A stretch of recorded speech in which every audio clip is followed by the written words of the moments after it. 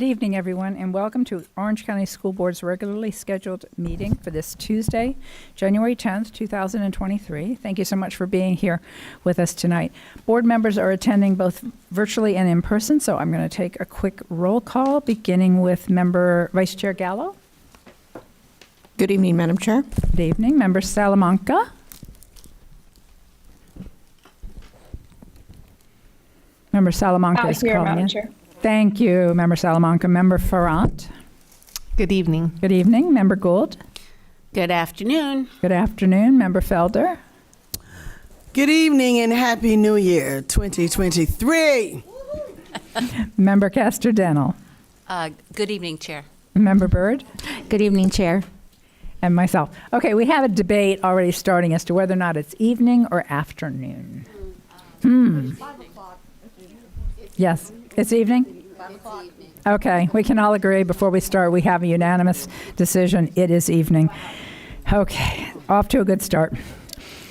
I also want to remind the public that board members will not be engaging in outside electronic or digital communication during the meeting so that we can focus our attention on the business before us and giving our full attention to the people's business. So should you want to contact us, please do so before or after each meeting. To my fellow board members, district staff, and members of the public, when speaking, please make sure your microphone is turned on and speak directly into it so our YouTube and Orange TV viewers can hear you. Please turn off all cell phones while you're in the chambers. And again, thank you so much for participating or attending tonight's meeting. We are going to begin our meeting with a moment of silence, and after that, I'll invite you to join us for the Pledge of Allegiance. But first, I'd like to call on Member Felder for some comments, and she will then lead us in the moment of silence and Pledge of Allegiance.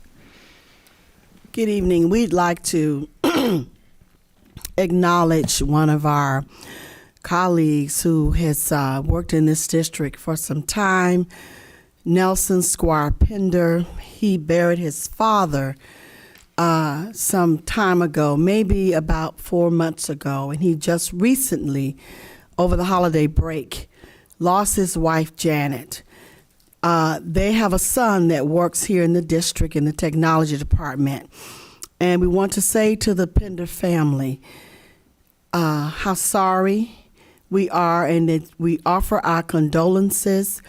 And know this is a family of educators who are sensitive to our members when they lose their loved ones, and that know that we are praying for you, we are supporting you, and we wish you the best. And if any of us, you need to call on either of us to assist you as you go through this grieving process, please don't hesitate. Know that we're praying for you. And at that time, if you all would just join us in a moment of silent meditation.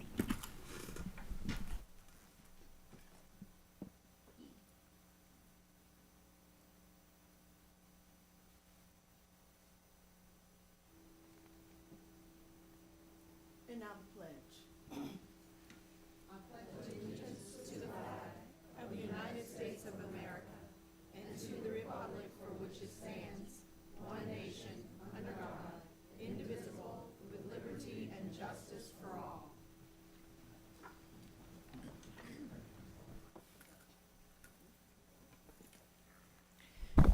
Thank you, Member Felder. I don't believe we have any recognitions tonight.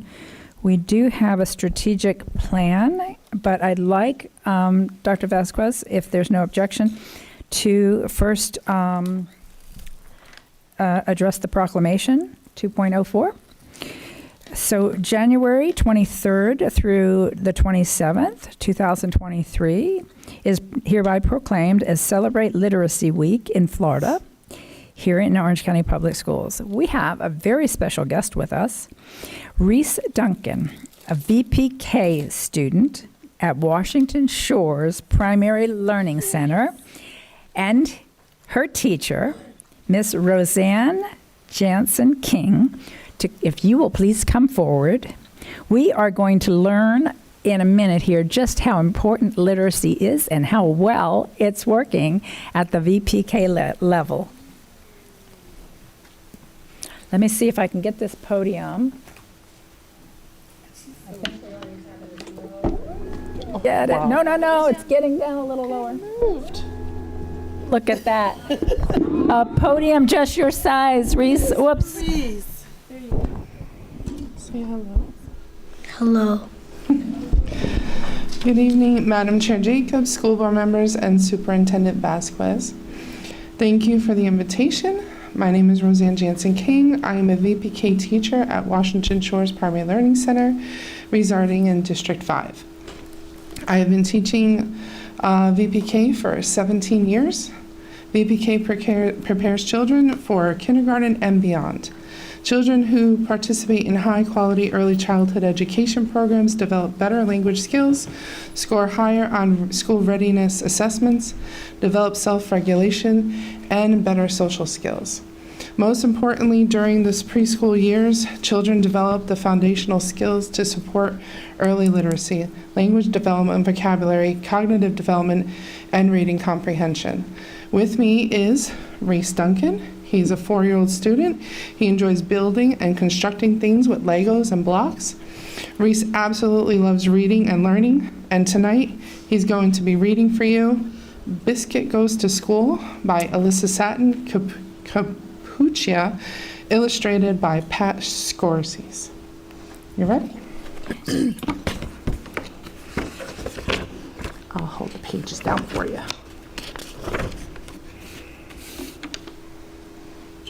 Go ahead. It's all yours. Here it comes. The school bus. Woof. Woof. Favorite part. Stay here, Biscuit. Dogs don't go to school. Woof.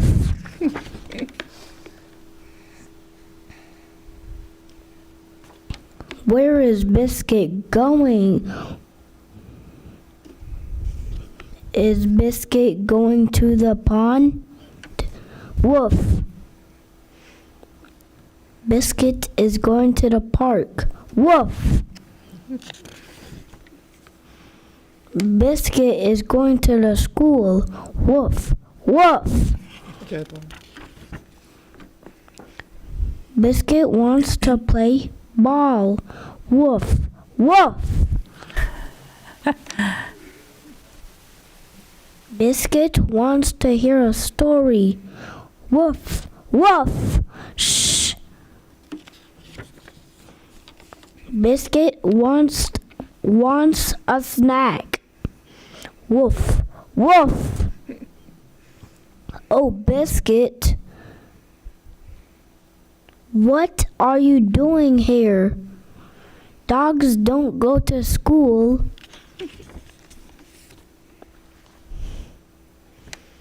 Oh no, here comes the teacher. Woof! Biscuit wants to meet the teacher. Woof! Biscuit wants to meet the class. Woof! Woof!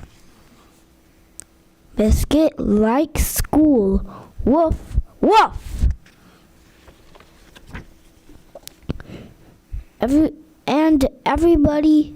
Everyone at school likes Biscuit. Woof!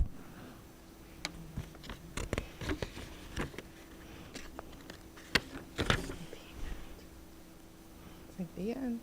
The end.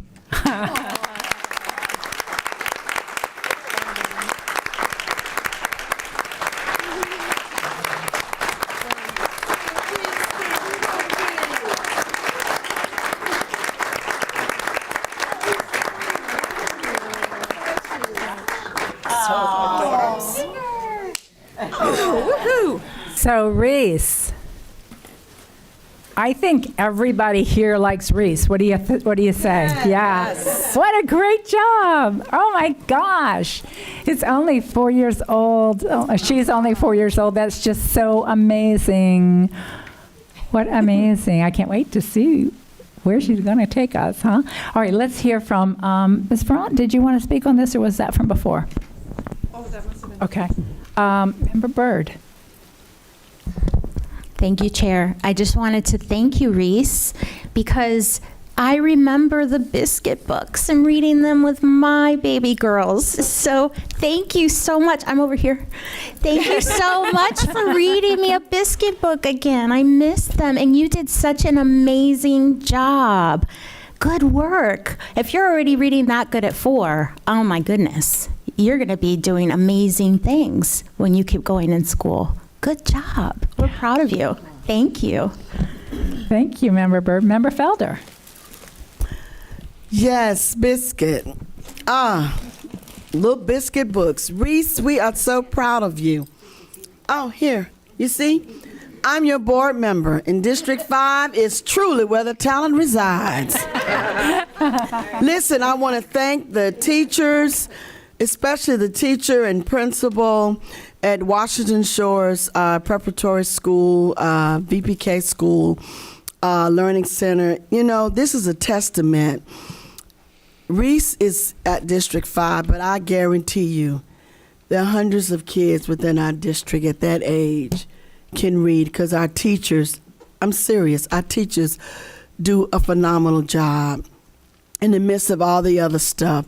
And this is a testament that no matter how crazy things may appear, there's always going to be a light at the end of the tunnel, and there's always a silver lining in the cloud.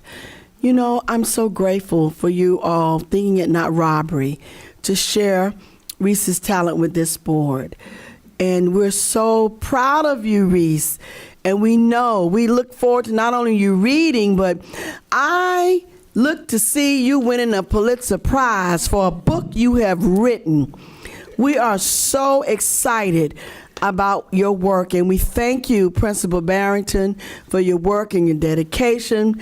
His teacher, thank you all for sharing. Thank you. Thank you. Member Vasquez.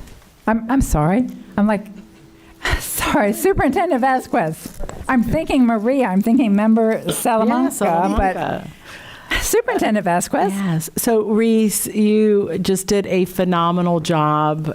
So proud. And I hope that the love of reading that you have today, you will continue to have throughout your lifetime. I also want to thank our incredible teachers.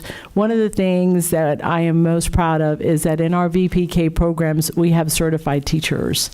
And the difference that makes is evident right here with this young man who is already reading at age 4. So thank you for all that you do and the passion and the drive that you have to ensure all of our children are reading and writing. And Reese, I know we're going to see you back here because you've got a great future ahead of you.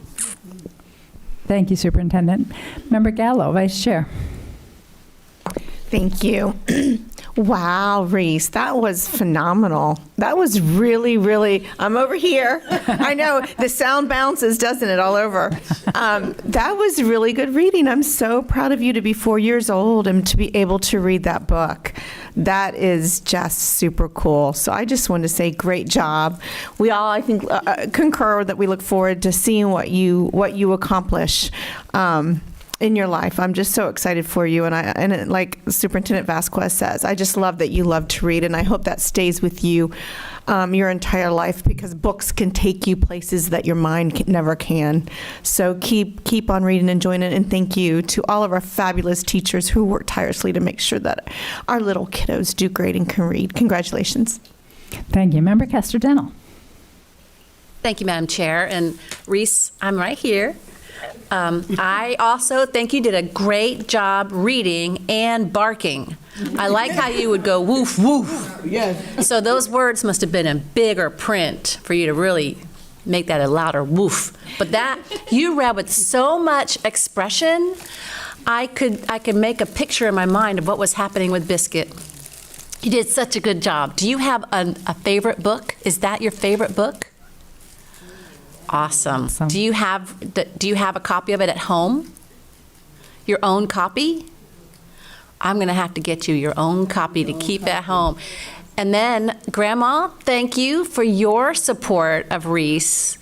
Yes, and parents and teachers and principal, because it does take a lot of people to support someone as brilliant as Reese, and to make sure that he sees what he can be in the future. And he did tell Officer Ogburn that he wants to be a police officer. So she went over and she gave him a sticker, and it's on your shirt. It's a badge. So if you work really hard and keep reading, you could do that when you get big. So congratulations, and thank you for sharing your book. Thank you, Member Castrodeno. One other question I have. So who else is here with Reese? Family members? Okay. Auntie, grandmother? Cousins? Yeah, as Member Castrodeno said, His parents are watching live. Oh, his parents are watching. Wonderful. Hi, parents. Anyway, thank you all as a family for supporting Reese. I know it's a joy, but it's wonderful. It's exciting to see. Okay, so we don't get much more exciting than that. You get to read the proclamation, and that's not as exciting, but it's not as exciting. It's not a biscuit book. No, it's not. But I'm excited to read it nevertheless. Okay. Celebrate Literacy Week, Florida. It'll be January 23rd to the 27th, 2023. Whereas the week of January 23rd through the 27th, 2023 is designated by the Florida Department of Education as Celebrate Literacy Week,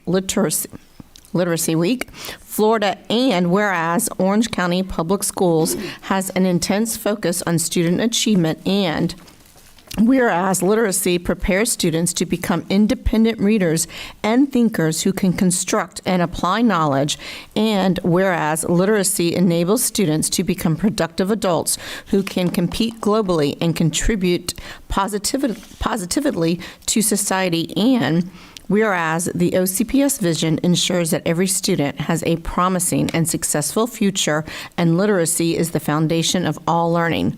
Now, therefore, be it resolved, the School Board of Orange County, Florida does hereby proclaim January 23rd through the 27th of 2023 as Celebrate Literacy Week, Florida, in Orange County Public Schools. Thank you. All right, we are going to move on. We're going to come back to the strategic plan in just a minute, but let me ask Superintendent Vasquez if we have any newly appointed administrators to recognize. We do not. Okay. All right. Reese, family, and team, if you want to, you're welcome to leave, and or you're welcome to stay. Mm-hmm. Mm-hmm. Bye-bye. Thank you. Bye-bye.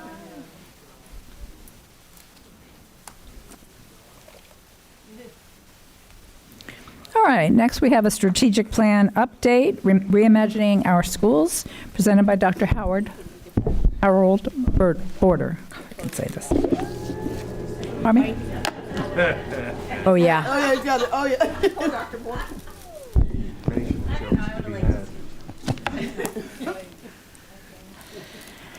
Good evening, Chair Jacobs, members of the board, Superintendent Vasquez, and staff. I'm Harold Border, Chief Strategy Officer, and tonight I'm updating you on the reimagining of our schools.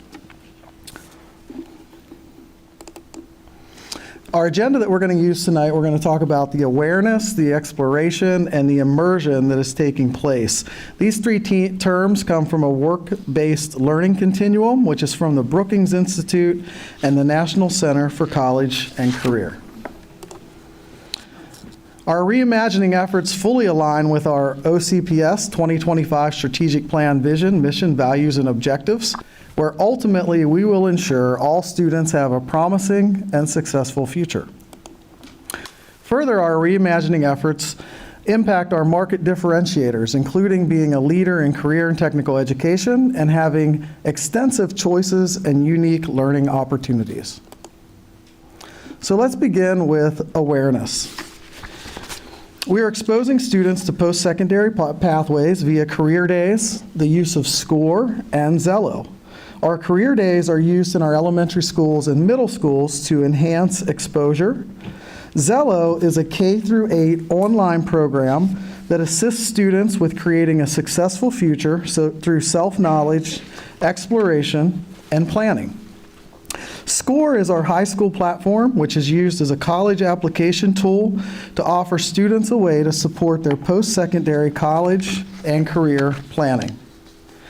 We're fostering community collaboration for awareness through My Brother's Keeper, Junior Achievement, Teach-In, and business partnerships. Our My Brother's Keeper initiative is involved in 5 schools where they're serving 25 to 39 students at each school.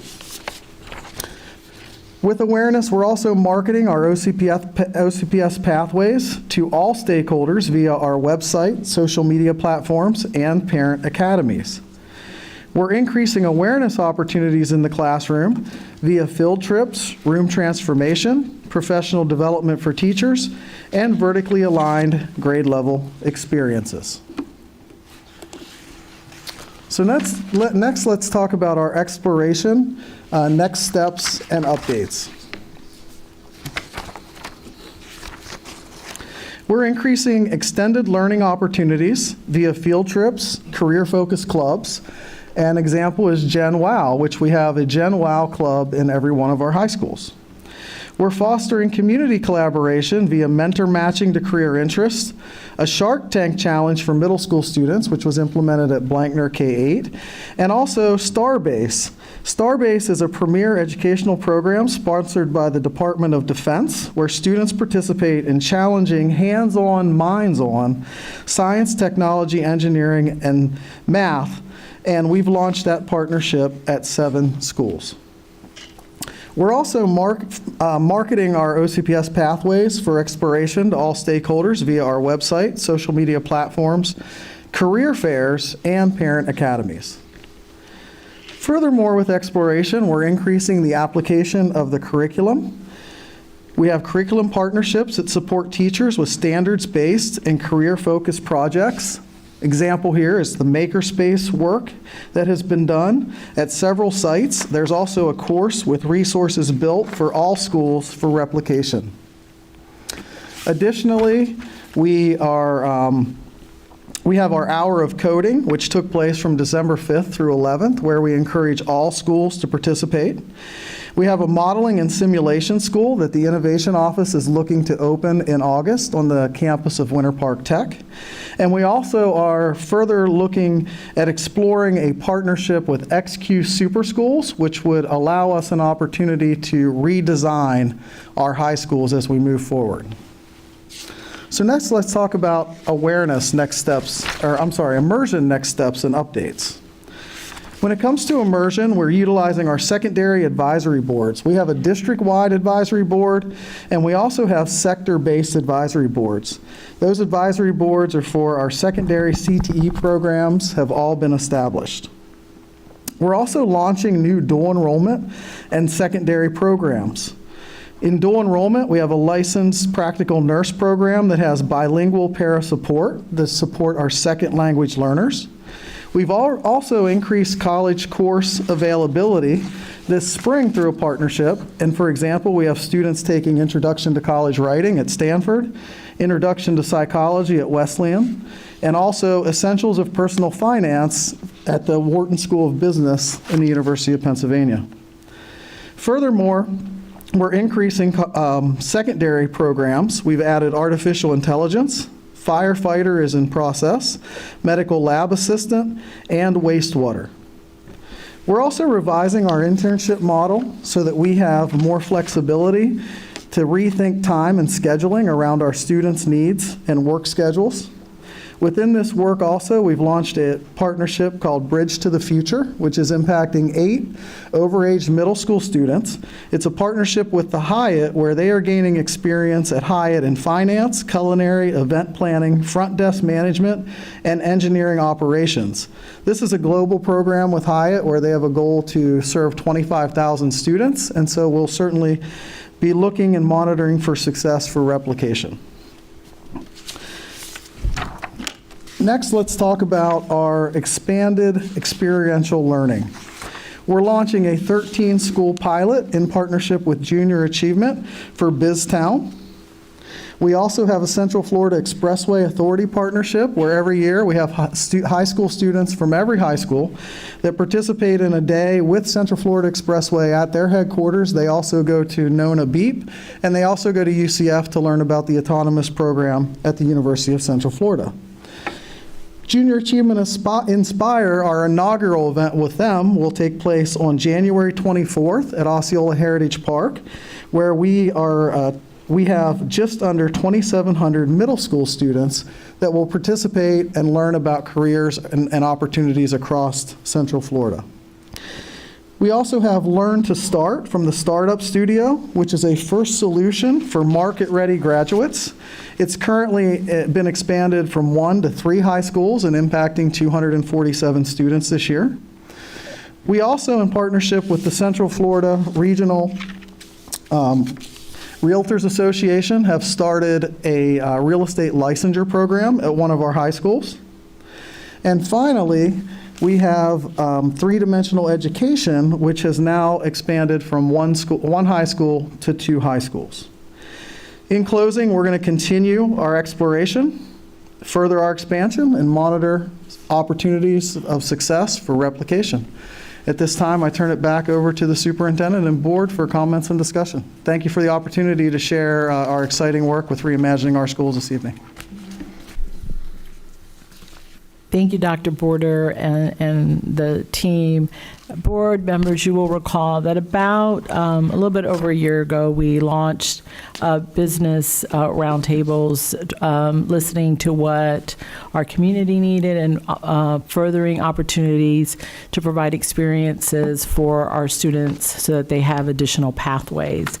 And I am very pleased with the new opportunities that we have for our students. We're starting small in some cases, but with the potential to expand across more of our schools, and excited that we have still so many other partners that are wanting to work with us to afford those opportunities for our students. So we will continue to research and work towards expanding more of the reimagining schools. Thank you. We have a couple board member comments, beginning with Member Gould. So faster, please. Sorry.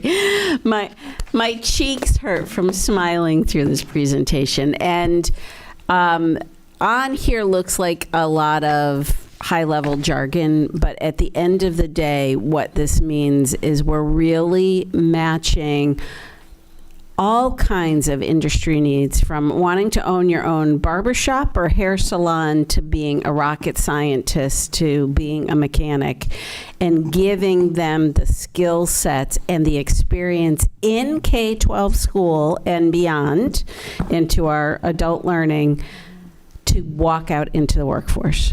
And I am just tickled, Dr. Border. Thank you, thank you, thank you, thank you, Dr. Vasquez. Thank you to, she probably listens periodically, Dr. Jenkins, for really putting even more power behind really reimagining school and not just trying to check off boxes and have it fit into the very narrow square box that we are sometimes limited to. So thank you so much. Thank you. Member Byrd. Thank you, Chair.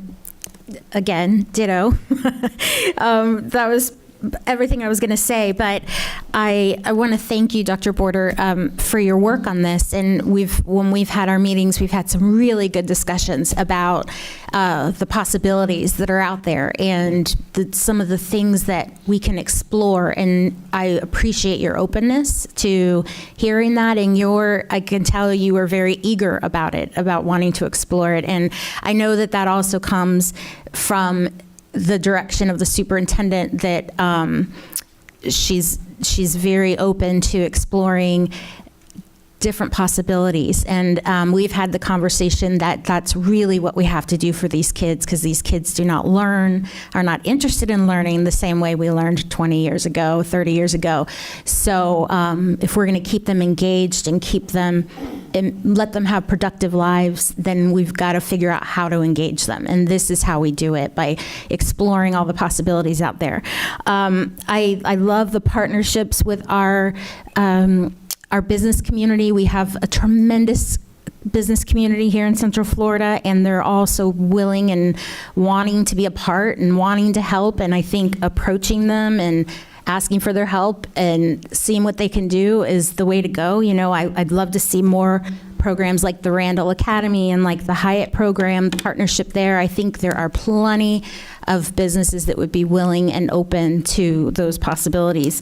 And then I'd also really like for us to start, once we get a good stockpile of all these different experiences and, you know, job shadowing and internship opportunities, I'd like for us to really start asking kids, what would you like to do? And every child, not just the ones that come to the guidance counselor, but asking every child, what is it you might be interested in? And then if it's something that's not offered there at the school, let's put them in touch with somebody that can give them a day experiencing that or exploring that career option, and then finding a way to put them on a path there. Because I think sometimes, you know, it's we have so many students and kids can get put on the track, you know, and this is what you take next year, and they're already registering now for next year in high school. So, you know, it's kind of like everything's laid out for them. And I think sometimes kids just, if they could explore different things and try different careers or even job shadow for a day, it would open up their minds to possibilities out there and keep them engaged and motivated to keep going to school. And so I'd love for us to start really asking kids, what are you interested in, and making sure that we're touching every child and not like forgetting about some of them. So thank you. Thank you, Member Byrd. Vice Chair Gallo.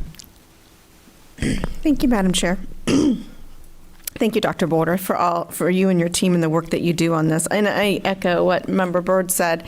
I love that you collaborate with the board members, and I love that you listen. And we know that you listen because the next time you come back to us, you've incorporated some of our ideas, or you're trying to incorporate some of our ideas. So I love that. You know, it's Bob Iger said, you know, innovate or die. And that's kind of basically where public schools are right now. We either innovate or we die. We're more competitive than we've ever been. And competition doesn't have to be a bad thing. It just means that we have to step up and we have to compete. And the way that we do that is, as both Member Gould and Member Byrd mentioned, we make it interesting and we bring forth things that kids need, that they're interested in, and we mirror that with what our workforce needs and the needs of our community. And I think that we're doing a great job. I love that we listen to our community, because when you look at this presentation, you see it intertwined. You hear them when they come to us and they talk about soft skills, or they talk about construction, or this and that, and what their needs are. That we've taken that to heart, and we're trying to develop programming that will benefit not only the student but our community. Because, you know, we talk a lot about our grow our own, and we talk about it in as teachers, and we talk about it in the construction. Well, when we talk about growing our own, we want to grow our own because we want our own to stay. We want our own to stay here in Orange County so that we could have the best community possible for generations to come. So I think this is great. Learn to Start is special. I have to just give them a shout out because they're really special to my heart. I'm super excited about the opportunity that will provide, about what that can mean, and I'm really curious to see the data that comes out of that for our students. So again, thank you so much for everything that you're doing, and I'm just excited that we're innovating. You know, sometimes you walk into a classroom and it's hard to tell what the classroom today, how different our classrooms are today than they were 50 years ago. And sometimes, other than technology, it's really hard to make that distinction. And with programs like this, it shows that we're vastly different than we were 50 years ago, and we need to be, because our children are not who they were 50 years ago. We've got to keep up with them, and sometimes that's a challenge. So thank you. Thank you, Vice Chair. Member Front. Thank you, Dr. Border. And just to be real quick, because I know everybody's kind of said everything, but a couple things that stood out to me, the Shark Tank, that was at my kid's school. My child actually participated in that. He's my kid that I think will become the mechanical engineer or something of that nature. He was so thrilled. It's, thinking outside the box. It's not your typical, sit there with a book in hand and, you're kind of like feeling bored and lectured by the teacher. It was hands-on. And if we can get this in more schools, I'd love to talk to you more about that, like how we can get this in more schools. I think it just sparks that idea that kids say, whoa, I can create something. I could be, the next kid on Shark Tank to make something that could help the world. So that was a fantastic. My other thing was the dual enrollment. I think we are watching our students start to shift from always, the majority of kids wanting to go to a 4-year college to now saying, I may want to do something more like a tech school or hands-on, the LPN. I'm an RN. I went through LPN school, the nursing assistant, all of that. If I had been able to get my LPN in high school, I could have saved so much time. But just seeing some of the other ones that are available, I'd love to see the kids, like Member Bird was saying, see the counselors make that more of a push to say, hey, these are available. You don't have to do just your 3 extracurriculars at school. You could actually do dual enrollment, and it doesn't need to be like a college level English class, or I think that's what a lot of kids see dual enrollment as. But for them to say, well, I could go and get my firefighter, training and be a firefighter when I graduate. Those are things that I love. And so really appreciate you and all that you're doing. Thank you so much. Thank you, Member Front. Member Castrodino. Thank you, Madam Chair. And Dr. Border, thank you for your presentation. I like so many aspects of this. One is the mentoring, which is so critical these days in particular. And I also like the variety of topics and avenues that this presents. I know we already have a strong program of pathways for our students, but this formalizes it and lets us see it all and all the different programs that we have going. I think it's important for the community to see all the things that we have, and for our students to see that. These kinds of experiential learning, it's so important for motivation for our students and building their confidence when they leave high school and knowing that they have, a skill. Maybe they don't go into an area that they interned in, but maybe they know now how a business runs. Maybe they have, some ideas about real estate. They have some practical experience, which I'm trying to help my own 2 kids with. Okay, so, but these are all great things, and I appreciate the way that they engage our broader community. And I always say we need all hands on deck, and this provides a way for so many members of the community to get involved. So thank you. Thank you, Member Castrodino. Member Felder. Yes, thank you, Dr. Border. You and I had such a wonderful time talking about the programs and reimagining, and the thing that just sticks out in my head after listening to you again and then seeing this is that, education is a great equalizer. You understand? So our children, regardless of their racial, cultural identity, they can make it. And this is a thing that excites me about this district. I often brag about how large we are and what we're doing, but we really are doing some great things. And it's my hope that children everywhere, our parents who are listening, our community members who are listening, business owners, construction people and engineers who are listening, that education is the great equalizer. And as many of you have already stated, that formal education might not be your cup of tea, but it does not mean that there's not success for you on the horizon. And that is the thing that I love about what we're doing in this district in terms of our training programs. It made me feel so good. I talked to one of the students at one of my schools at Jones, and he said, Miss Vicky, do you know by the time I graduate, I will be an LPN? That was unheard of, sort of, when I was in school. And so when you see all of these programs that we offer, it's no excuse, and I guess as a community, we're going to have to be a little bit more involved with our students and schools, and to make sure our children see these opportunities, get exposed to these opportunities, because this is wonderful. This is wonderful. And I thank you for the work. I thank our superintendent and, of course, our superintendent emeritus, Dr. Barbara Jenkins, for having this vision, and Dr. Vasquez of seeing the need for this. This is how we move forward. This is how we stay on the forefront. And I've always been an advocate of skills, because my dad was he owned a dry cleaning business on Paramore.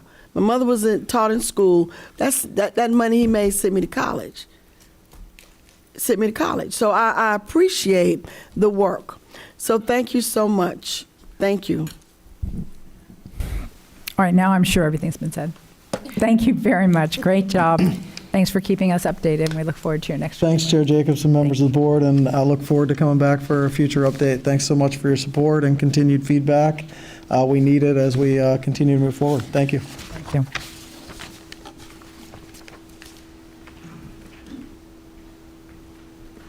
All right, next on our agenda is the adoption of the agenda. First, Dr. Vasquez, do we have any changes to the agenda? No, Madam Chair, there are no changes. All right, with there being no changes, is there a motion to adopt the agenda? Motion by Vice Chair, seconded by Member Gould. All in favor, please say aye. Aye. Member Salamanca? Member Salamanca, are you with us? If so, are you in favor of adopting? Thank you. Okay. And I don't believe we have any public comments for tonight. We have no public hearings. We do have the approval of the consent agenda, but before taking up the consent agenda, Member Felder had a few comments she wanted to make. Thank you, Chair Jacobs. I'm looking at item, well, actually, it's in our number 14 consent, it's the number 13, I'm sorry. Approved construction related issues.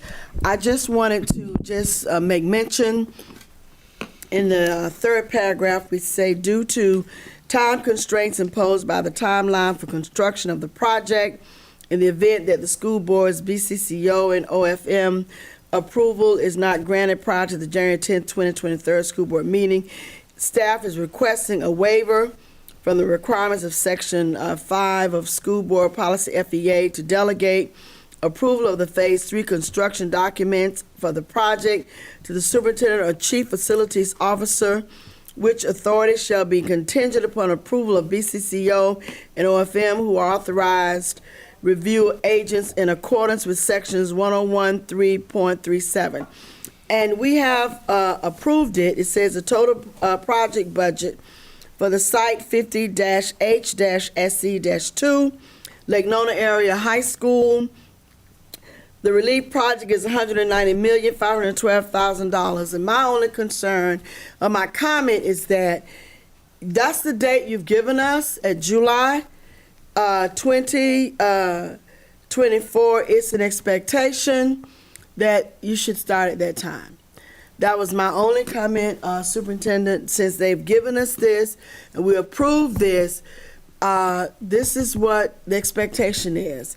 It says the total project budget for the site 50-H-SC-2 Lake Nona Area High School Relief Project is $190,512,000 in accordance with the 2023 budget. So, and the school is open it's estimated to open July 2024. So that construction date, building package starts January 15, 2023. But that's my concern as a board. We have to approve budget when it comes in. And so since it has been approved, it's my expectation that that would occur. That's my only comment, Superintendent and board members. Okay, is there a motion to approve the consent agenda? Thank you. Motion by Member Gould. Is there a second? A second. Second by Member Felder. All in favor, please say aye. Aye. Aye. Member Salamanca? Aye. Thank you. Okay. We are on informational items from the superintendent. Superintendent Vasquez? Thank you, Madam Chair. I wanted to bring an update to the board regarding the discipline task force that we are looking to put together. We have had initial conversations about members that we would like to invite to be part of that, and that would include representatives from the Classroom Teachers Association, from OSPA. We look to have representation from high school, middle school, and elementary principal, representation from mental health organizations, law enforcement, faith-based community. And I am also asking each board member to submit a name of an individual that they would like to be part of the task force. We are starting to compile information regarding our current practices with discipline, supports that we currently have in place, data surrounding offenses that will be shared at the upcoming work session. Additionally, I've asked board members to share with me their priorities surrounding discipline. When you start to peel that onion back, I mean, that's a monstrosity. And so we really want the task force to delve into our top priorities and then come back to us with suggestions as to how we are able to tackle that. I want to make it perfectly clear that the solution to the issues that we're seeing, escalated violence, discipline, are not just an Orange County Public School problem. It's not something that we can fix. It's not something that's going to happen overnight.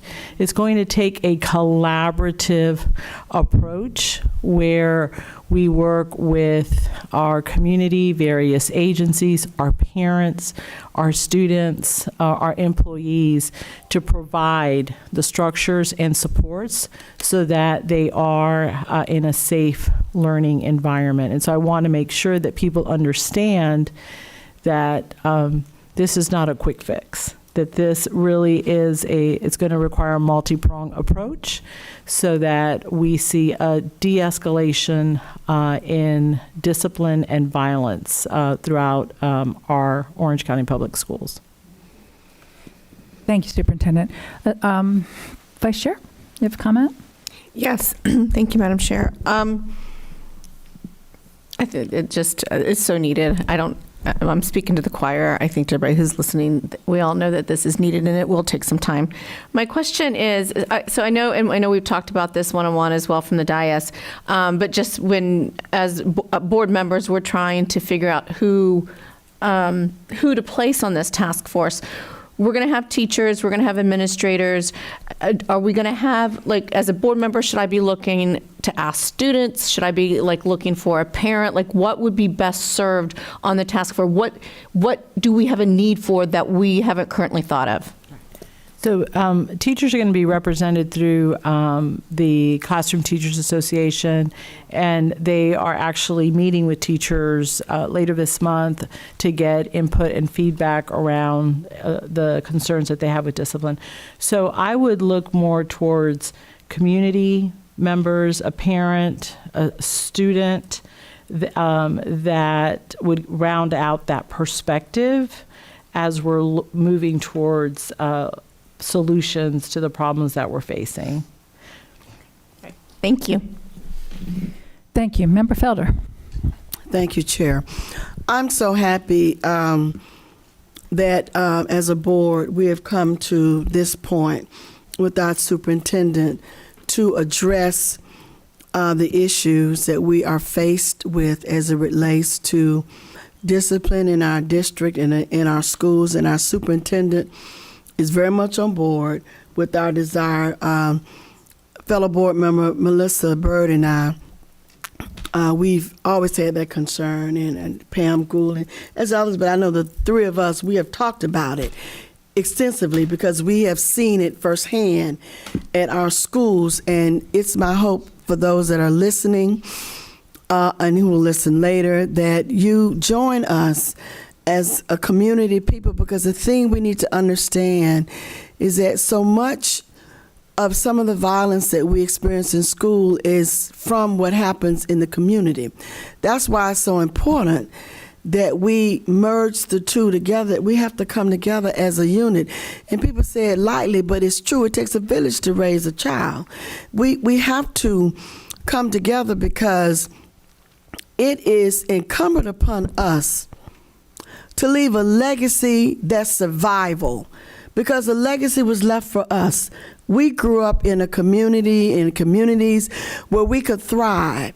And now that we're on this end, it is incumbent upon us to provide for those behind a lifestyle and at least a community that where they can thrive and feel success and know that they don't have to think about, will I live to see 15 years old? Will I live to see 20? And I just like the diversity that's on this board. And I like the diversity among our teachers in Orange County Public Schools, the various cultures, the various languages. We have a potpourri we have so much in this district that we can pull from for success. And I'm glad, and I will reiterate what the superintendent said. This is not a quick fix detail. This is not going to happen overnight. It's going to take a continual effort among the board, and we're on board, and the community people, the faith-based community, students of all walks of life from every area, because we need to hear, and parents and so forth. So I'm excited about the task force. I already know my person, but I'm just telling you, I'm excited. So thank you so much. Thank you, Member Felder. Member Front. Thank you, Madam Chair. Just want to say thank you, first of all, for listening to us. I think for listening to the teachers, principals. This is probably one of the biggest topics that has been coming up. And I think knowing that you are listening, that you're available, that you're taking note of, what are things that we could be doing differently. You're listening to each of us, because I know in each community it might be a little bit different. What we need to work on. A question I had was, or maybe just a suggestion, I don't know. Is there a way to look at, are there any schools that are doing things well that we say, wow, that's a really great idea. Is that something we could implement in other schools and see if that helps? For instance, I was just speaking with someone today about cell phones, that in their school, they just said from the time school starts to the time it ends, I don't want to see a cell phone. If we see it, we remove it. And your parent has to come and pick it up.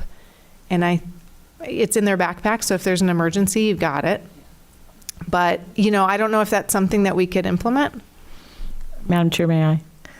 So we actually have data on a few of our schools that have implemented that practice, and they have seen a significant decline in fights. It was interesting because I was at a community meeting and parents were discussing, discipline and how concerned they are that they're hearing this is happening in classrooms and their child isn't able to learn.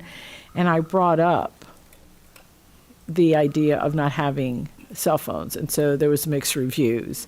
And so absolutely, I do believe, based on the data that we've seen, I've also been reading about practices across the country.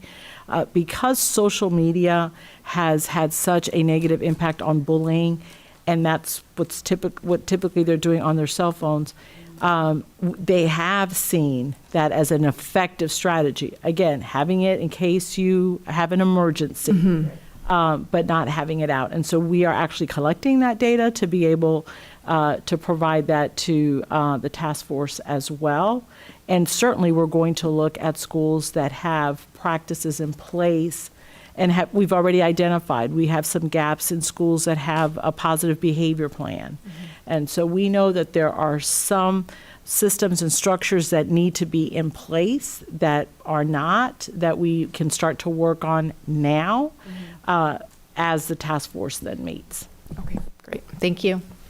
Member Gould. Just some food for thought.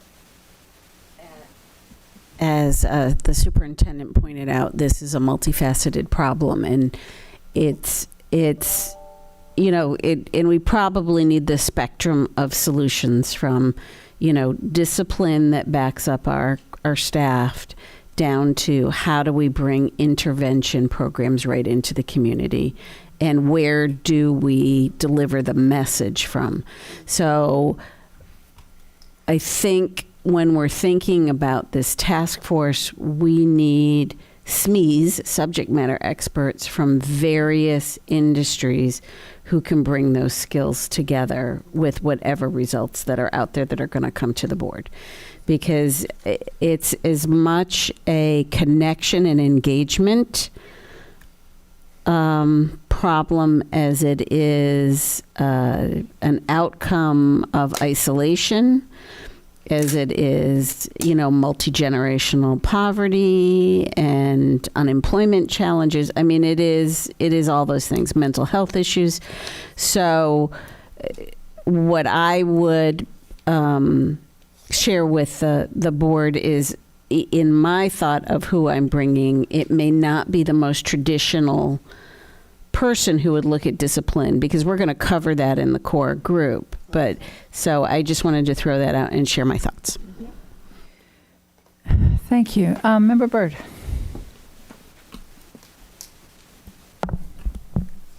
Thank you. I wasn't sure I was even going to speak on it just because I've been speaking about it all week and it's not easy. But you just brought up a good point. I'm feeling like as thankful as I am for the task force, and I think it's a great idea. I do also feel like we need to maybe have subcommittees, groups that are focused on the discipline, maybe like we've had so many conversations about consequences and what we're doing for consequences, or, what our alternative placements look like for kids and what we're doing for those kids in those placements. Those conversations are a little different in some regard than some of the items that Member Gould has brought up that we're dealing with in our communities. So I feel like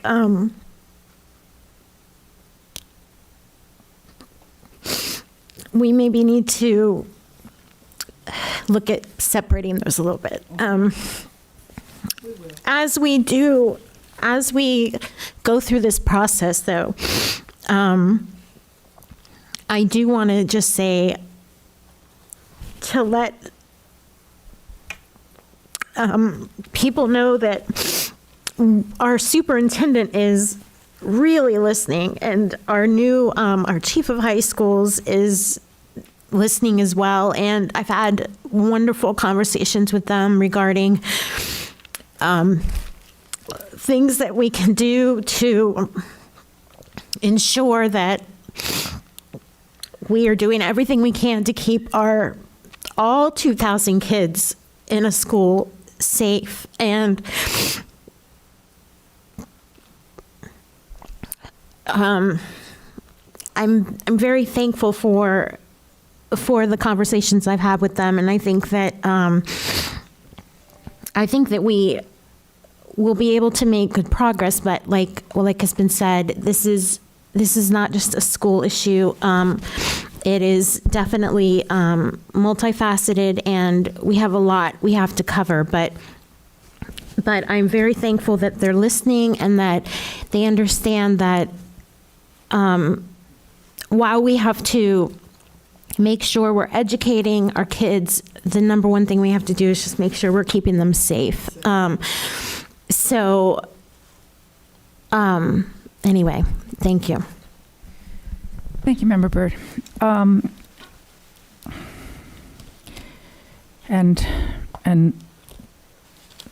not to leave out the obvious, that our teachers and our staff are safe as well. I wanted to respond to comment Member Ferrant made.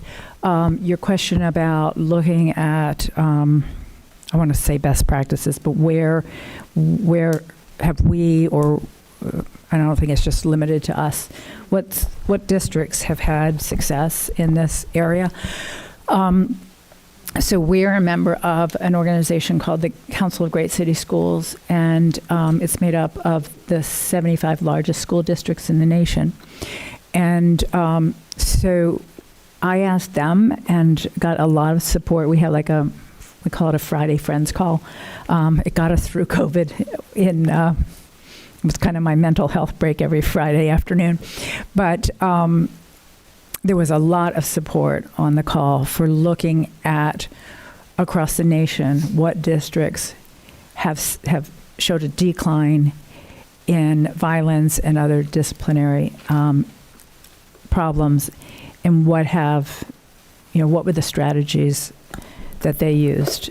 And so I'm optimistic that we'll get some positive feedback from that we can also incorporate into the information that superintendent is going to look at internally.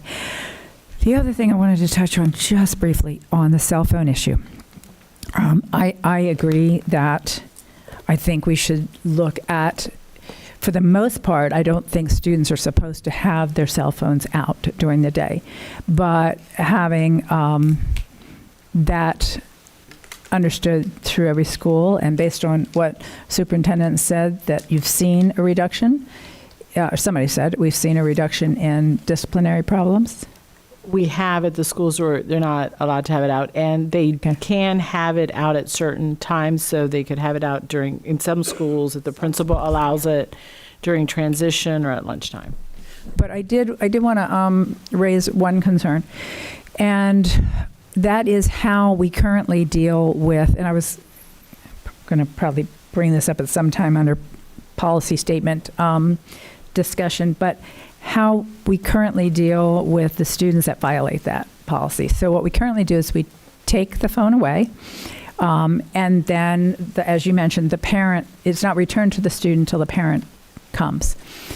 One of the problems that was brought to our attention by a mom was that her child bikes home from school and she works, and that cell phone, which we used to think of as a communication tool, has now become a safety tool.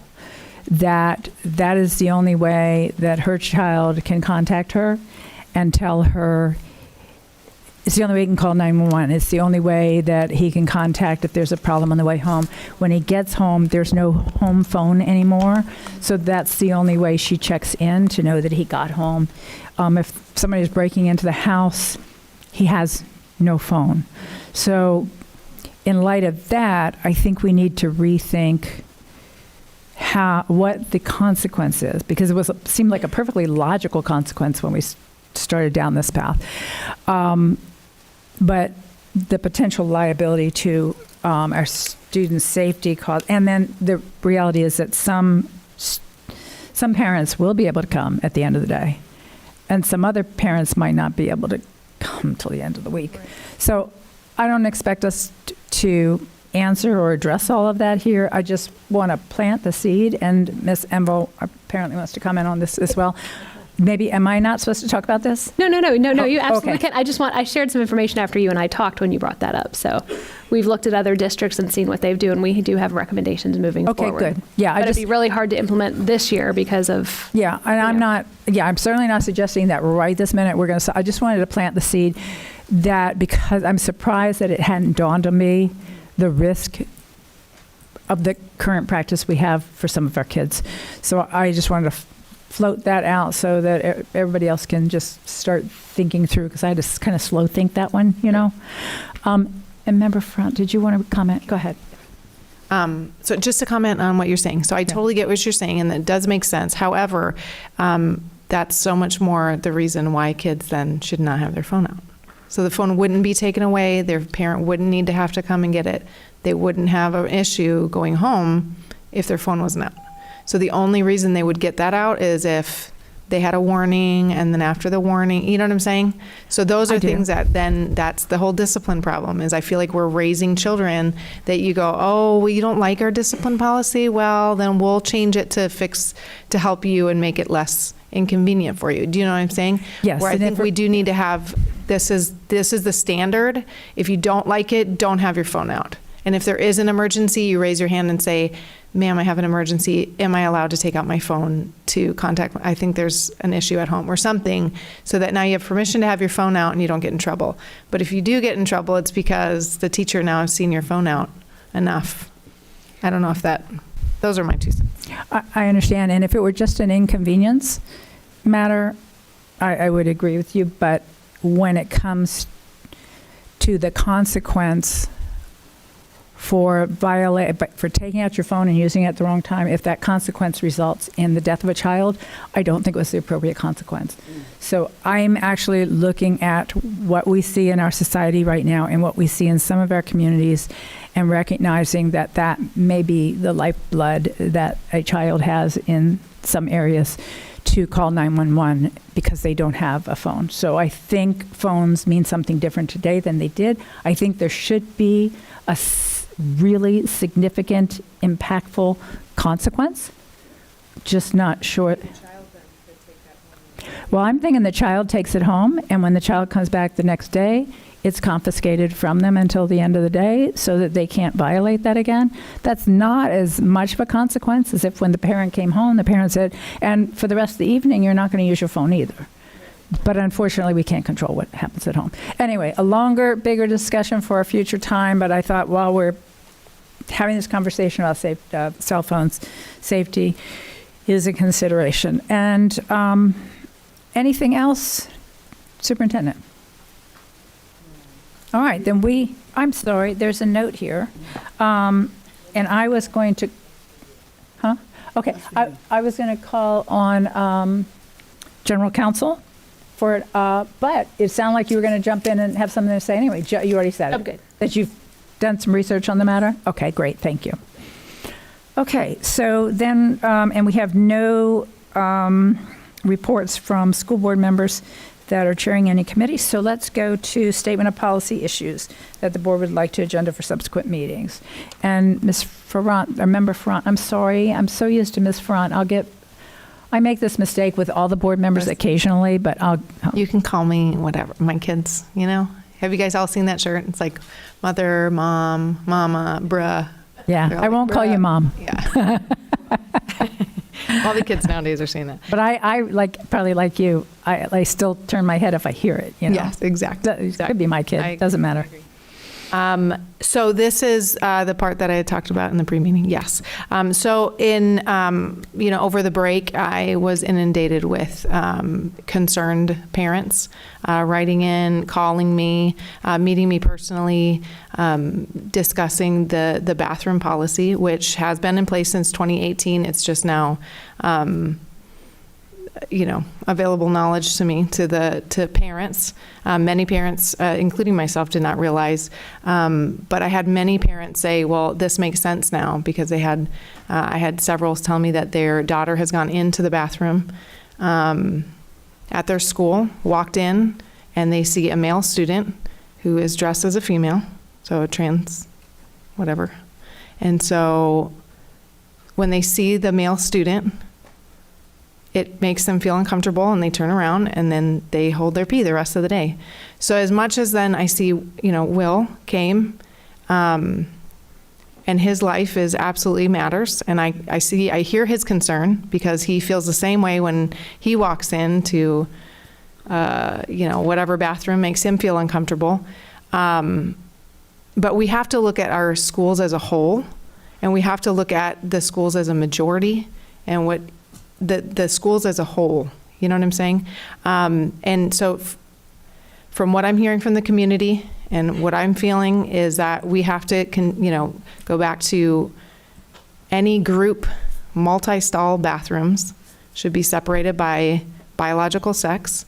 And then there are single stall bathrooms sprinkled throughout the school that any child can use, whether they are, a child who feels uncomfortable going into the bathroom of their biological sex, or maybe they're a girl that doesn't like going in the bathroom, a multi-stall bathroom, because they're on their, their monthly and don't feel comfortable, being in there and anybody knowing that that's what's going on or whatever. They just don't feel comfortable.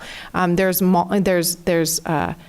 single stall bathrooms for any child who doesn't feel comfortable in a group bathroom of their biological sex. And so that is the consensus in District 3 that I'm hearing from, my stakeholders, that that's how they're feeling. And I'd like to see if that's something that we can, as a board, agree to allow the superintendent to change that back to being biological sex. And then the single stall bathrooms are available for any student who don't feel comfortable with that. Okay. Vice Chair Gallo, is this on the same subject? No. Okay. Okay. So I want to open that up for feedback because we don't normally we're not going to take action here, as I said, but we don't, unless there's strong support from the board, we don't usually schedule something to bring for a vote, to ask the superintendent to do something or to address a policy, or we'd be having lots of fruitless conversations. So, No, I'm saying either one, either to direct the superintendent to take a different action. So, is there any support on the board for scheduling this to bring back as a potential action item? I said that would be a request for a workshop, I was explaining to you. Yeah, I think we would start with a workshop. Is there support for a workshop? Member Castor-Dental. Thank you, Madam Chair. This is related, but I just want to thank the principals who did such a great job communicating with all of our families. And we put them all in such a bind, forcing them to send out this letter to all of our students and families, saying that they were following the law while also explaining our policy of inclusion and fairness, and while recognizing the humanity of all of our students. Thank you. Okay, I'm going to open up again if there's any board members who want to schedule a work session. Yes. Pardon me? I would like to. Yes. Is there anyone else? Oh, got it. Anyone else? Okay. Okay, I don't think there's support right now for scheduling a work session. I do think there are a couple of implementation questions that I've had for the superintendent about how the decisions are made for each school and whether there's adequate capacity for students who are not comfortable in anything other than a bathroom separated by biological sex at birth. Do we have adequate bathrooms to serve that population? And do we have adequate bathrooms to serve our transgender population, which is a much smaller population?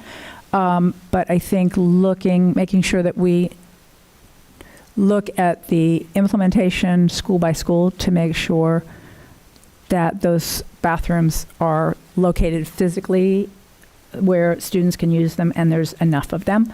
I have heard I've heard that in some, it was somebody wrote to me that there was like only one bathroom in the whole school for students that were not comfortable in anything but, such a long way to say it, but bathrooms separated by biological sex at birth. And if there's only one bathroom, there may not be enough time for all the children who may want to use that bathroom, and how far away the bathroom is, how many kids. So I do think we need to look a little bit more carefully at the implementation, but I support the direction that the superintendent has taken. Member Byrd. I'm sorry, I remember. Oh, okay, I'm sorry. And I saw you jump in, and yeah, Member Byrd, same topic. Yes, we have not had any, this has been a practice in our schools for 4 years. Have we had any logistical problems with kids finding bathrooms that you know of, Superintendent, to use? Not that we are aware of, and I have had the opportunity to speak with several of our high school principals. I have not spoken to elementary or middle school principals, but they have been implementing this practice for over 4 years. I believe I sent you an email with the data regarding the number of offenses, and none of them, to our knowledge, involved a transgender student. And we have not heard from principals that there has been a concern with the number of restrooms available. But we will go back and check, because we have all of the schools' letters, so we can see if there are any that only have one. I do know that if a school has like all single stall restrooms, they would be in compliance. And so we will definitely look at that, and then we'll send an email and report back to the board members. Thank you. Member Front. And Member Gould, I'm going to come back to you separately because it's not done. We both want to talk about separate things. Okay, so Member Front?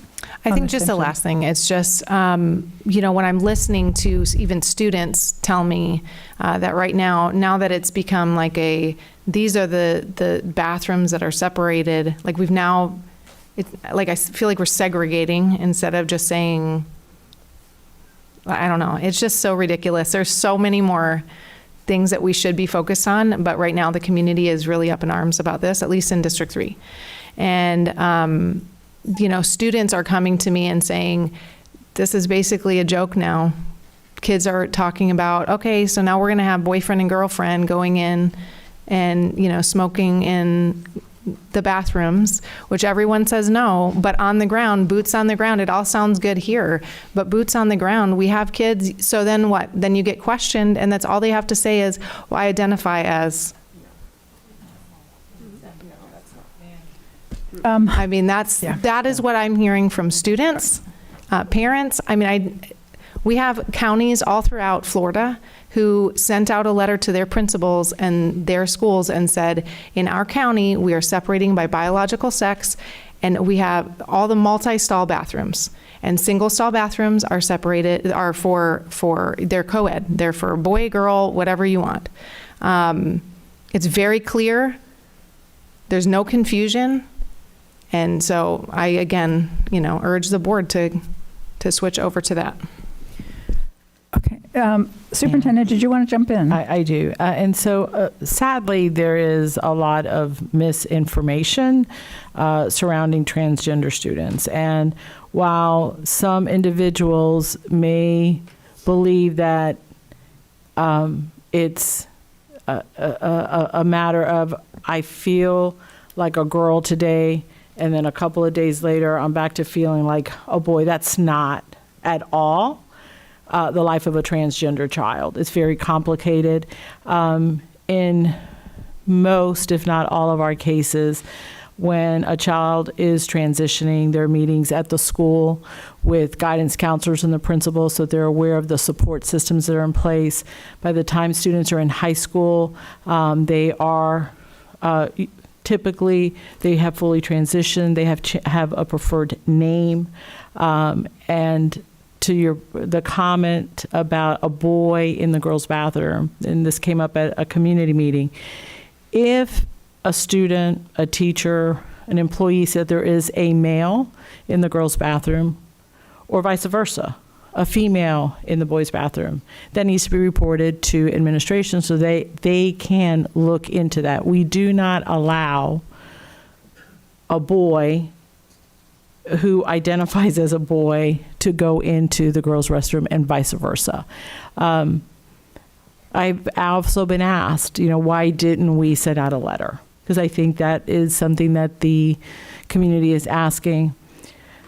Typically, when we're following the law, we don't send a letter. That we were in compliance with the federal rulings about Title IX, and if we didn't allow a transgender child or a student to use the restroom, the gender that they identify would have been a Title IX violation. And so we did not make that notification.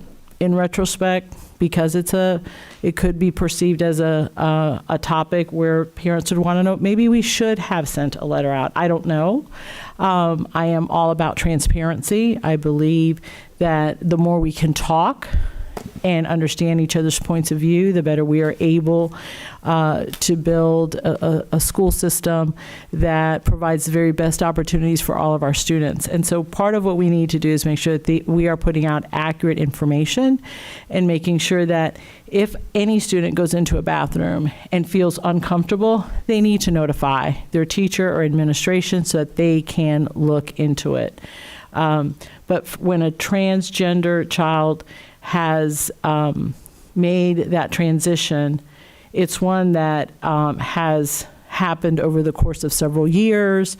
It's not, as some people state, I feel like a girl today, so I'm going to go into the girls' restroom. That's just not how it works. Superintendent, I appreciate that, but I understand why without communicating that, why people don't think that. Because I thought the same thing. How do we know? And what if you do have a boy who just wants to get into the girls' bathroom and then uses that as an excuse? So I had conversations with Dr. Vasquez about what is the process? Do we have to know ahead of time before they go into the bathroom? Well, I think that understanding the implementation is important, that it's not, we know that for 4 years, we now know that for 4 years we've been doing this and we haven't had this problem. The reason I think that we could have a temporary problem is because people are now aware of it, and there is a greater likelihood that people will take advantage and try to abuse something that they weren't doing before because they didn't know it. And so that's the thing that I'm more concerned about. I'm concerned about the people who might abuse this, who are not transgender students, but look for an opportunity to abuse it because now they think they can. And I think some sort of messaging out to our students is an idea. I think that it's up to the superintendent to think through whether that's a good idea or not, to make more of this than we have, but messaging that we will strictly enforce our code of conduct. It's a thought, but it may backfire. I know that, frankly, I think that this law may backfire in our school because it's prompting more opportunities for mischief than we had before. But it is the law, and we're going to follow the law. Well, it's a rule. It's a rule. It's a rule. Member, Vice Chair. I just wanted to ask a question for clarifying purposes. So if mischief is going to happen, and that could happen at any given time, in any given bathroom, it could happen under any given circumstances, and there would be consequences for any of that type of action. We do, I think, well, now I'm thinking maybe I shouldn't ask this question. Maybe because it's security. But there are cameras throughout. There's no cameras in the bathroom. Let me just put that out. There are not cameras in the bathroom because I don't want people thinking she doesn't want to say something because we have cameras in the bathroom. There's not. But we have cameras throughout our schools. And so if anything nefarious or people, a bad actor was trying to behave badly, we would be able to determine who that student was. There would be consequences. This isn't a free-for-all. As Melissa, as Member Byrd pointed out, this is something that we've been doing for 4 years to comply with law. We haven't had any incidences with transgender. We haven't had any incidences of misconduct. Transgender. Right. So, yes, we have had incidences with non-transgender students in our bathrooms a lot, but not with transgenders. And so it's and very important. I think we've been clear on this board that every child feels safe. I think that's important, and I think that the memos that went out from the school deliver that. We have an opportunity for those to go to the bathroom to which they identify or are affirmed, and then we have the bathrooms that if a student doesn't feel comfortable, that they can go. And there should be multiple, at least in my district, and I've only kind of perused the letters that went out of my district, there's multiple bathrooms on the campuses for those students that choose just to go to their biological sex bathroom. So I just want to say that I know that this is a hot topic and it's a cultural issue. We take the safety of all of our students very seriously on this board. We want every child to feel safe. We want every child to feel included. And we want every child to feel like schools is a safe place to attend without fear. And that's why we've provided the direction, or the principals provided the direction that they did, so that everybody kind of wins and everybody has a safe place to go to. So I'm good with the decision that or the directive that was sent out by the district. Okay. Trying to figure out where we are. So I spoke, and I didn't go to Member Gould because she was on another topic. So let me go to Member Gould right now. New topics. Yes, because there's not adequate support on the board. So, I'm sorry, Member Gallo. You shouldn't have undone your button.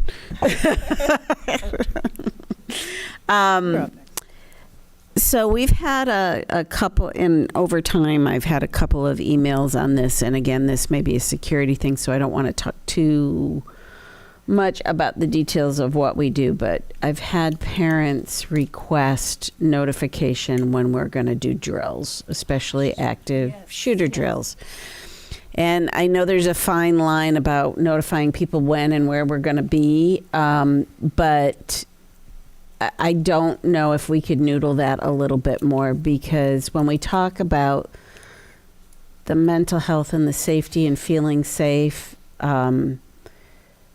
we had a very strong and very robust reaction when we had the school shootings at Marjorie Stoneman Douglas. And I think at the time we all felt that was great, but years later, maybe the result of some of the remedies is actually more intrusive and destructive for our students, but it is in law. So we have to do 10 of them. So I don't know if there may be some best practices we could look out there and the how, and John's probably jumping out of his seat right now. Madam Chair, may I? Well, Of we course. did research this because we had the question. I'll turn it over to either General or Deputy Counsel. There was some question how that may play into the Parents' Bill of Rights, and also, are we allowed to let them know? So I don't know. It is. Yeah, there's no legal requirement that we notify parents when drills occur. There's nothing in the Parents' Bill of Rights or any other statute that do so. What is in there is that we have to have 10 of them.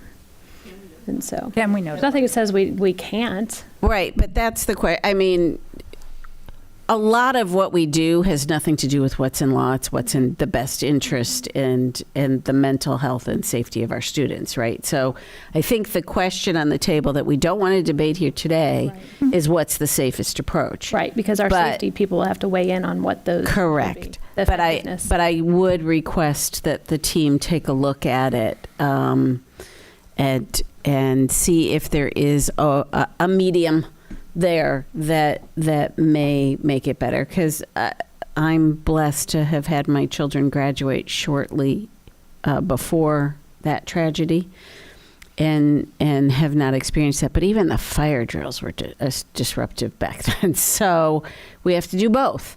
And it's a lot of drills. It's a lot of drills. It's a lot of drills, and it just heightens, paranoia, I think, too. So that's just my 2 cents. Thank you. Vice Chair? Thank you, Madam Chair. And I agree with what Member Gould just said. I received that email. I believe we all received an email. And there has been legislation in the... I've gotten it before, too. Yeah. There has been legislation in the past to limit the number of drills. We're required by law to make them developmentally appropriate, especially for our younger students.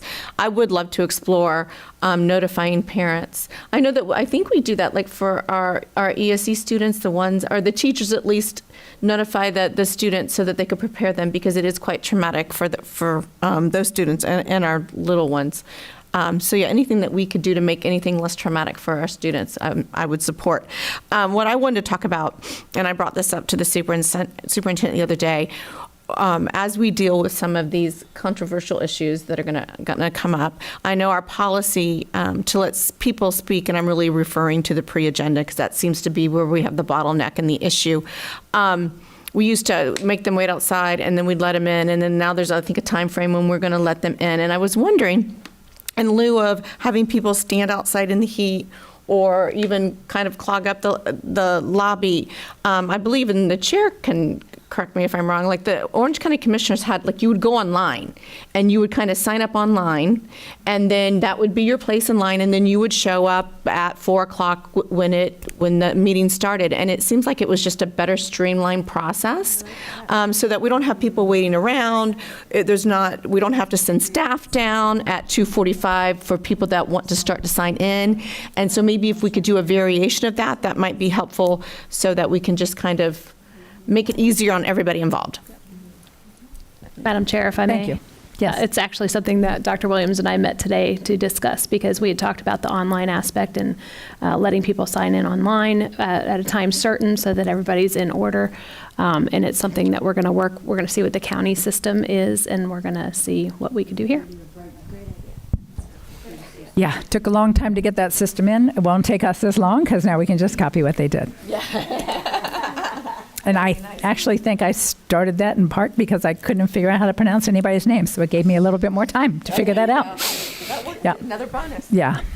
No, it had a lot of bonuses to the public, I know. But that also applied to all of our public hearings, and, we would have public hearings, individual public hearings, maybe 6 or 8 or 10 a day, and having people be there at 2:30 and wait till 5:30 was just not good.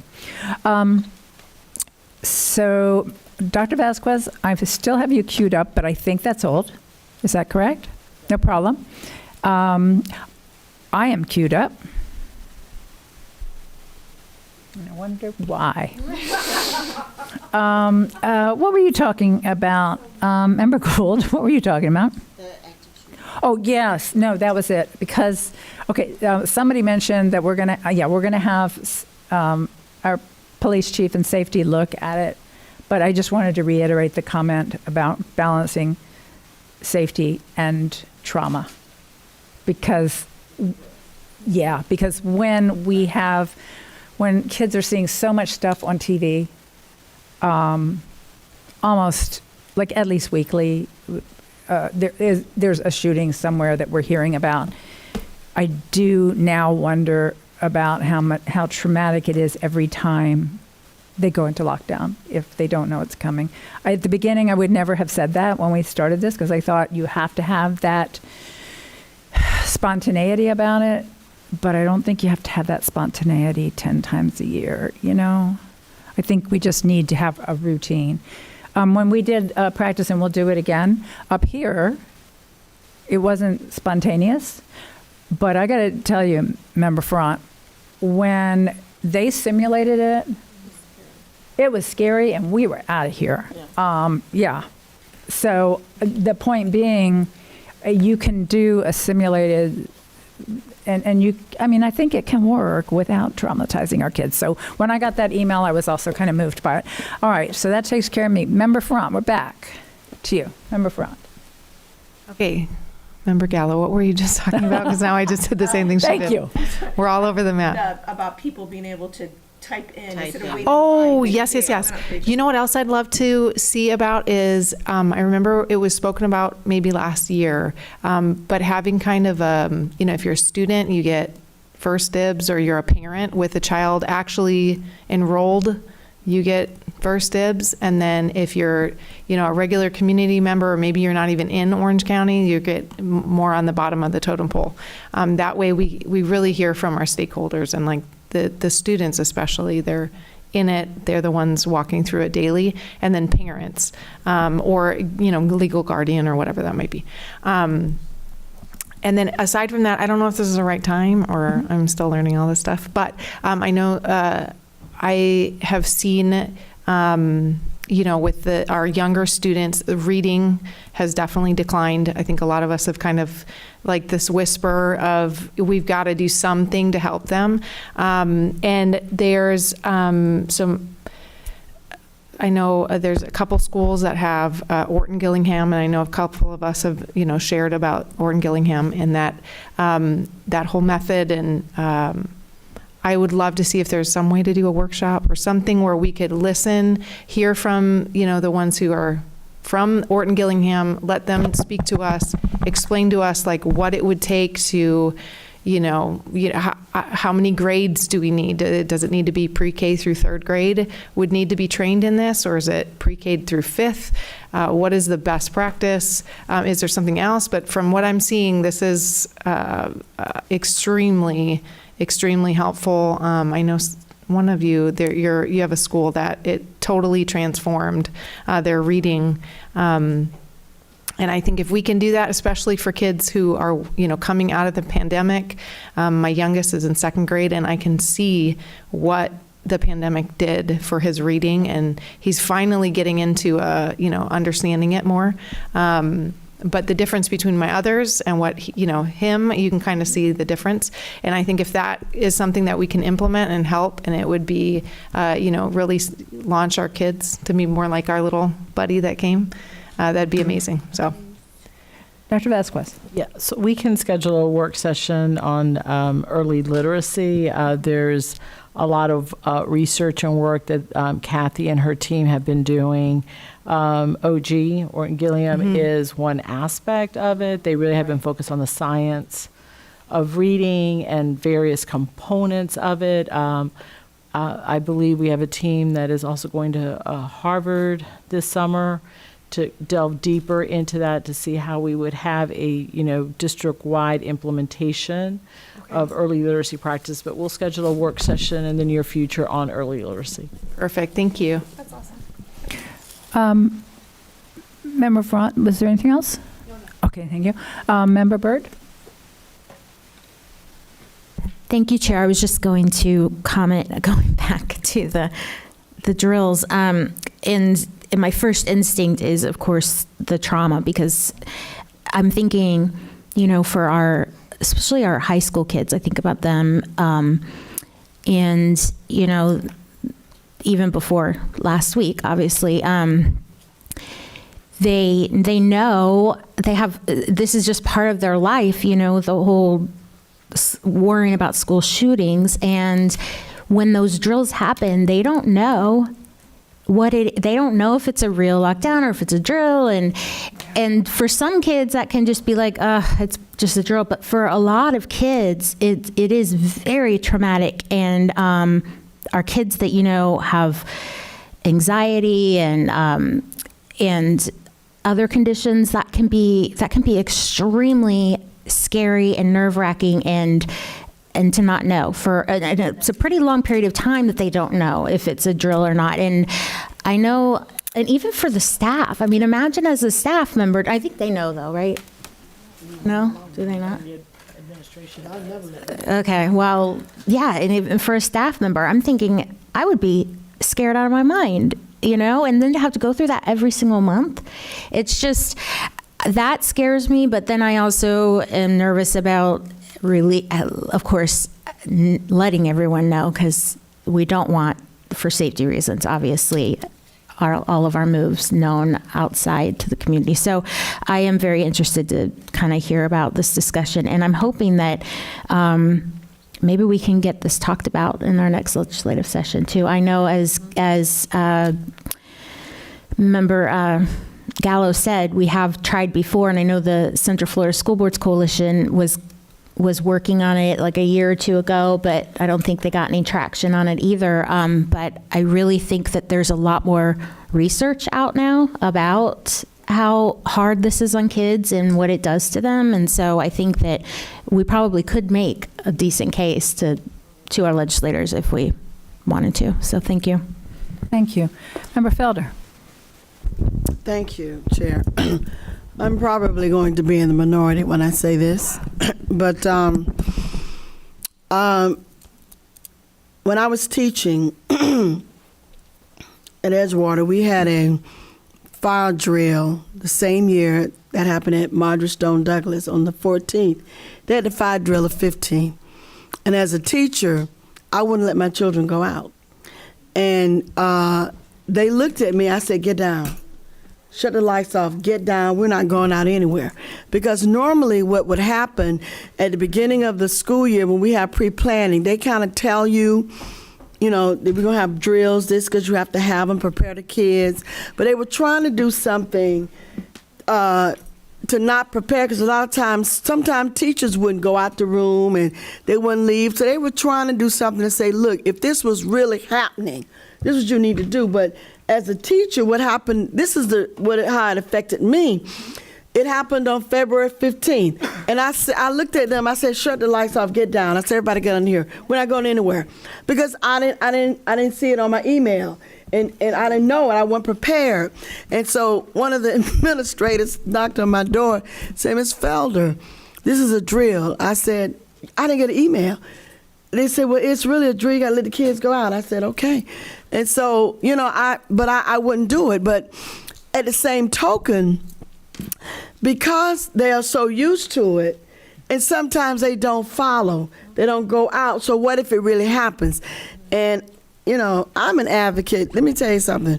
I want the real deal. I mean, we had, when there were kids getting drunk and stuff at the prom, and they had this big thing in our football field to show children what all of that really means. And you see on TV with the jaws of death, but when the jaws of death come, they got 7 to 8 minutes. And if you got 7 to 8 minutes to live, ain't nobody gonna restore you. So y'all need to understand this is real. So that was very impactful for the students, because they say they're watching TV and the commercial come and then the person is saved. We had fire, we had the blow up car, all that stuff. The kids were traumatized, but they understood. So I am really in favor of fire drills and gun drills, because we're living at a time when that actually happens. We're sitting at a football game and it's the fourth quarter, and you got about 8 minutes left in the game, and you see somebody running with a gun or whatever. So I don't know how we can do it. We probably need workshops about it and kind of prepare our administration to know how to deal. But I'm in favor of doing drills, because we're living in a traumatized society. And as a school and as the gatekeepers, the protectors of our children, we must know and do the best thing that we can do to prepare them to be safe.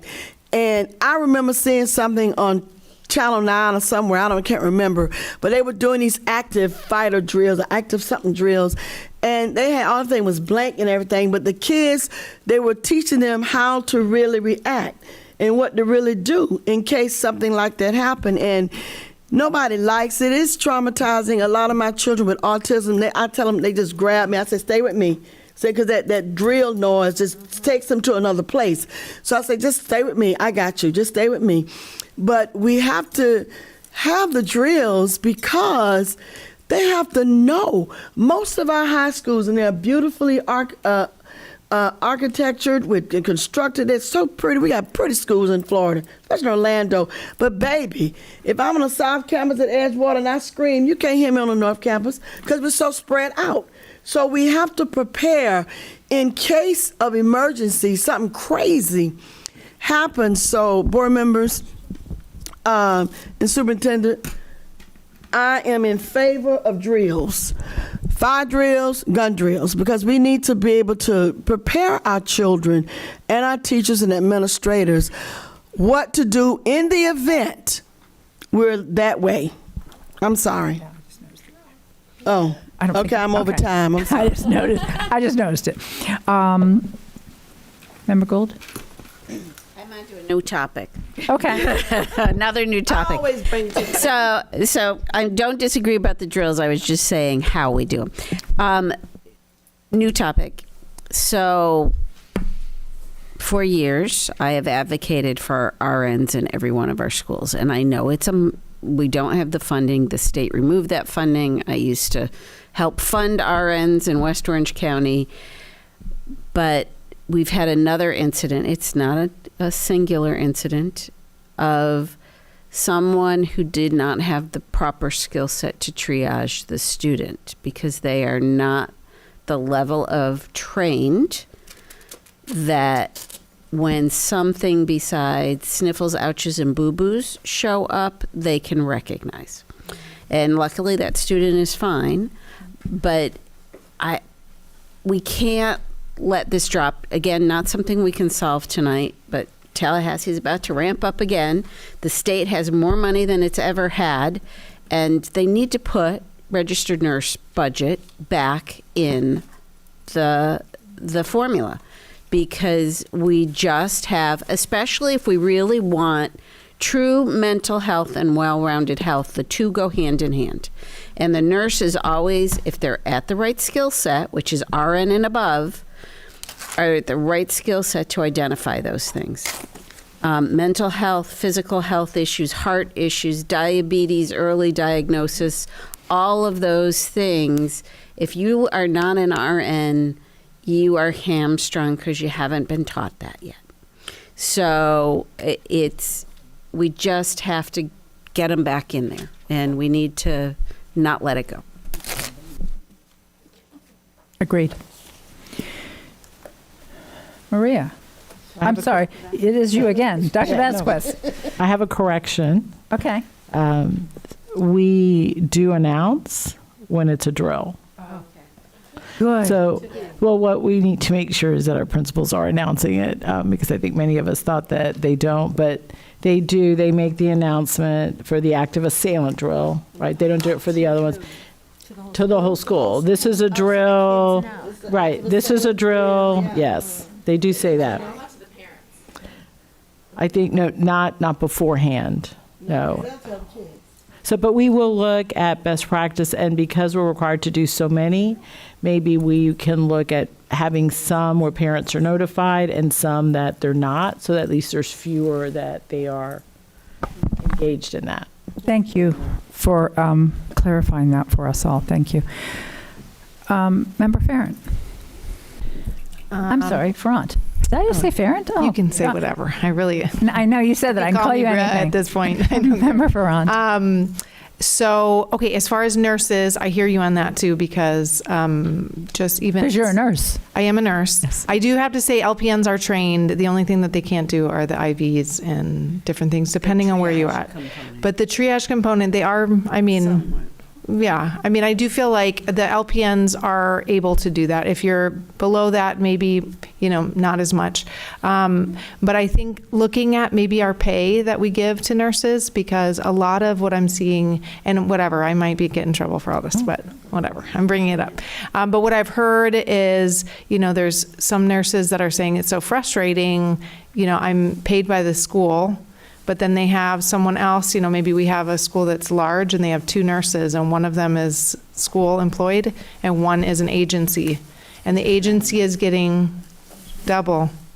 So why would the employee from the school want to stay with, when they could go, do you see what I'm saying?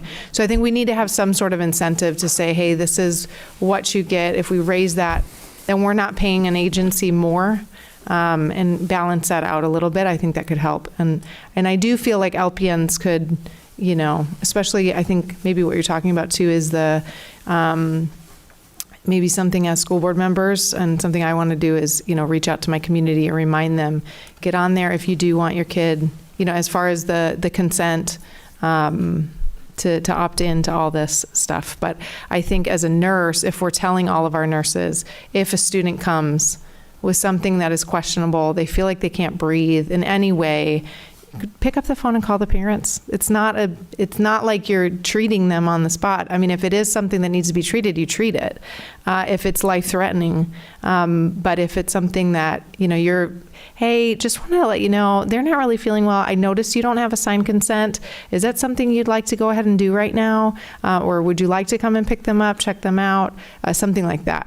But just so that we can kind of maybe keep let our nurses know, so that we're all on the same page. I believe that our nurses are part of our CTA union. Is that correct? I think so. So we would have to bargain the additional raises. You're absolutely right that the agencies right now are literally hiring away our teachers and then leasing them back to us for more.